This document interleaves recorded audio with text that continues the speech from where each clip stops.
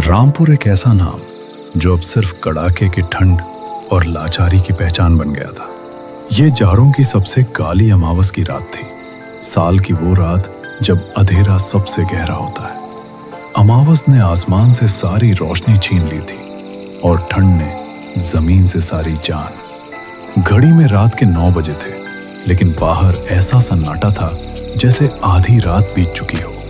इस जानलेवा ठंड में गांव के बाहर बनी श्याम की छोटी सी झोपड़ी में जिंदगी और मौत के बीच जंग चल रही थी। सीता, ये कैसी ठंड है आज? ऐसा लग रहा है जैसे हड्डियों में सुई चुभ रही हो। मुझे बहुत डर लग रहा है। ठंड तो हर साल पड़ती है श्याम, पर इस बार तो ये हमारी जान लेने पर तुली है। लगता है आज रात को बर्फ जम जाएगी। श्याम ने अपनी बेटी गुड़िया की तरफ देखा। 8 साल की नन्ही गुड़िया जो कल से तेज बुखार में तप रही थी, अब ठंड से बुरी तरह कांप रही थी। अंगीठी में बस 2 कोयले बचे थे जो बुझने वाले थे। उनसे सिर्फ धुआं निकल रहा था, गर्मी नहीं। हाय मेरी बच्ची, बुखार से जल रही है तू। डॉक्टर बाबू ने कहा था कि इसे हर वक्त गर्मी में रखना होगा। मैं जानती हूँ श्याम, पर कल जो लकड़ियाँ बेची थी उससे तो बस खाने का राशन ही आ पाया। कोयला या गर्म कपड़े लेने के लिए पैसे ही नहीं बचे। सेठ जी ने भी पुराना कर्ज याद दिलाकर पैसे देने से मना कर दिया।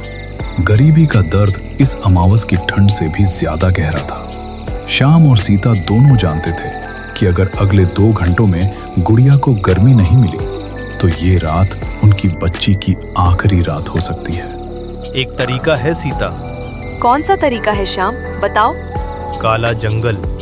नहीं श्याम, उसका नाम भी मत लो। वो अमावस की रात में वो जंगल नहीं है, वो भूतों का जाल है। लोग कहते हैं कि वो जंगल रास्ते बदल देता है। वहाँ अजीब आवाजें सुनाई देती हैं। लेकिन काला जंगल में सूखी लकड़ियों का ढेर लगा है, ये बात सब जानते हैं। वहाँ से अगर मैं लकड़ी का एक बड़ा गट्ठर भी ले आया तो सुबह तक हम गुड़िया को बचा लेंगे। अगर तुम्हें कुछ हो गया तो तुम अकेले जाओगे, वो भी अमावस में? मुझे कुछ नहीं होगा, मैं बस 1 घंटे में वापस आ जाऊंगा। ये ठंड मौत बनकर बैठी है सीता, और मैं अपनी बच्ची के लिए मौत से भी लड़ सकता हूँ। श्याम, एक आम पिता, एक बहुत बड़ी लड़ाई लड़ने निकल पड़ा। बाहर अमावस की काली रात ने उसे अपनी ठंडी और डरावनी बाहों में जकड़ लिया। उसकी उम्मीद सिर्फ लकड़ी थी और उसका डर था काला जंगल का धोखा। अंधेरे में वो जंगल किसी राक्षस के खुले मुंह जैसा लग रहा था। श्याम तेजी से चल रहा था। उसकी हर सांस धुएं की तरह बाहर आ रही थी। उसे अपनी लाठी के सहारे ही रास्ता टटोलना पड़ रहा था। हर कदम पर उसे लग रहा था जैसे कोई उसे छिपकर देख रहा है, कोई उसका पीछा कर रहा है। बस बस थोड़ी दूर और, सीधा चलता रहे श्याम। काला जंगल आने ही वाला है। अचानक हवा में कुछ अजीब महसूस हुआ। जंगल की बदबू और ठंड के बीच चंदन की लकड़ी जलने की बहुत मीठी खुशबू आने लगी। ये क्या है? इतनी कड़ाके की ठंड में ऐसी मीठी गर्माहट? पेड़ों के बीच से श्याम को दाईं तरफ एक लालटेन की हल्की सी टिमटिमाती रोशनी दिखाई दी। वो रोशनी एक जगह रुकी नहीं थी, बल्कि धीरे धीरे जंगल के अंदर जा रही थी।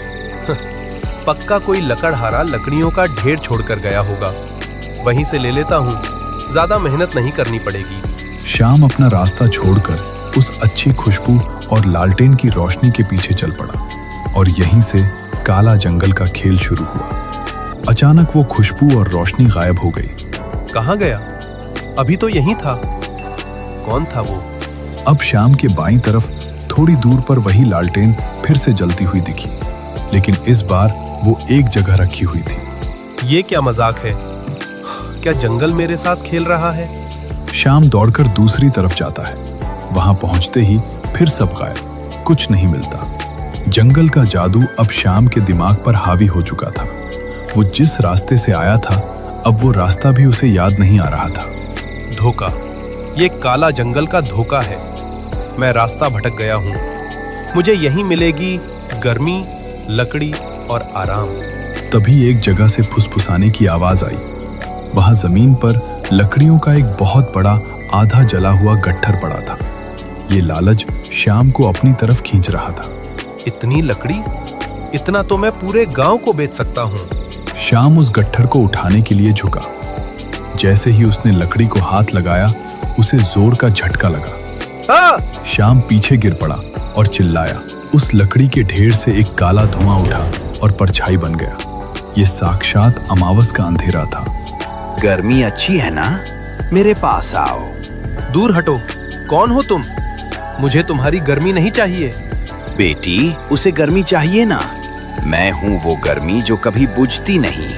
वो काली परछाई तेजी से हवा में फैलती है और श्याम के पैरों को छू लेती है। श्याम को अपने पैरों में बर्फ जैसी चुभन और दर्द महसूस होता है। नहीं। श्याम उस डरावनी जगह से जान बचाकर भागा। बिना दिशा देखे वो जंगल के और अंदर दौड़ पड़ा। श्याम उस लालटेन के धोखे और काली परछाई के बर्फीले स्पर्श से भागकर अब काला जंगल के ऐसे हिस्से में आ गया था जहां पेड़ इतने घने थे कि अमावस का अंधेरा भी कम लगने लगा था। उसका शरीर कांप रहा था और दिमाग चकरा रहा था। भाग श्याम, यहां से भाग। ये जंगल तुझे मार डालेगा। ये सिर्फ लकड़ियों का ढेर नहीं है। तभी भागते भागते श्याम ने सामने पेड़ों के बीच एक अजीब सी जगह देखी। वो जगह जंगल के बाकी हिस्से से बिल्कुल अलग थी। वहां ना तो जानलेवा ठंड थी और ना ही हवा का वो डरावना शोर। वो एक खुला मैदान था जहां दर्जनों पत्थरों के ढेर लगे थे। इन पत्थरों के बीच अजीब सी आकृतियां बनी थी जो किसी पुराने खंडर जैसी लग रही थी। और उन पत्थरों के बीच से श्याम को कई आवाजें सुनाई दी। ये क्या है? इतनी रात को यहां कौन है? वो धीरे धीरे आगे बढ़ा। जैसे ही उसने मैदान में कदम रखा, उसे अपनी आंखों पर यकीन नहीं हुआ। पत्थर के ढेरों के बीच हल्की चांदनी चमक रही थी जो अमावस की रात में नामुमकिन थी। उस रोशनी में कुछ लोग दिखाई दे रहे थे। उन्होंने अजीब तरह के कपड़े पहने थे, पुराने, फटे हुए और गंदे। वे आपस में फुसफुसा रहे थे और पत्थरों पर रखी सूखी लकड़ियां और पुरानी चीजों का लेन देन कर रहे थे। ऐसा लग रहा था मानो ये जंगल के बीचों बीच लगा भूतों का कोई गुप्त बाजार हो।